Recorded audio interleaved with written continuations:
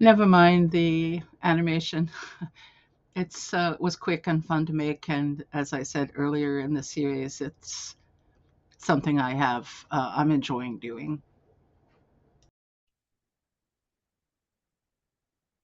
This is another book by Alison Smith. It's called Six Mats and 1 Year. It's also published by Gaspereau Press. This one is in 2003. The one from yesterday was published 15 years later in 2018. The title, Six Mats and 1 Year, speaks, at least initially, to the coverage of the book. It speaks to space, that is, six mats is uh, to live on in a Japanese room or home while teaching English for 1 year, um, the standard foreign teacher contract. As a side note, the publisher, Gaspereau Press, embossed six boxes on the cover to convey the spatial dimensions of a Japanese living space. It's a beautifully turned out book. They are known, Gaspereau, for their beautiful books, and I can see why it really comes through in this particular cover. The book itself is a curious kind of intimacy that six mat space conveys. Its first section, there are four sections in the book. The first section is made up of, it's full of wonderful, vivid, and also mysterious relationships between the English teacher, the narrator, and the people she meets, both students and otherwise. The poems also convey a closeness of the other, capital O. Most of the poems, for example, have a side note with a relevant Japanese term printed and translated.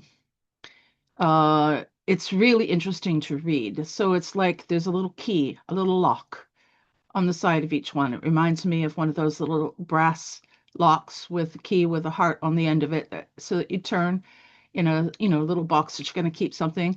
That's the feeling I got from it. The way that sometimes they're at the bottom of the page, sometimes they're at the side of the page. It also forcibly reminded me of the Latin terminology in her book 15 years later, except that in the first one, the explanation is the kind of window into the relationship, the kind of learning one must do when one is outside one's own culture for long periods of time. And with the Latin, of course, that's a different thing. That it is the shadow of ourselves, really, rather than the other exactly. Each section of the book has a sense of containment, much like the mats do, and yet they are clearly related, making the whole room. It's so well put together. Such thought has gone into both the publishing of it and the writing of it, and the exploration of the metaphors of space and time. Um, there's in the second section, there's a poem called Second Son. I'm going to read a few lines from it. Her father has given him six mats and 1 year to consider life. Knowing he inherits us, the first son sits apart and farts with failed restraint. So very, very good. It's intimate in the sense of it's explicit. It opens up to show without holding back. And it also connects the space and time, six mats in 1 year, to the second son and to the narrator's position as other. And so there's this linking between self and other by doing that, by connecting the narrator to the second son. The exploration of finding oneself that is across cultures.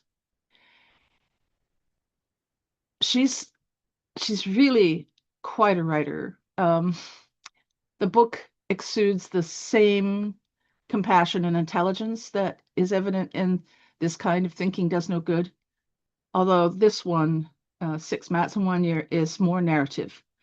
and perhaps a bit easier to take in. More next time.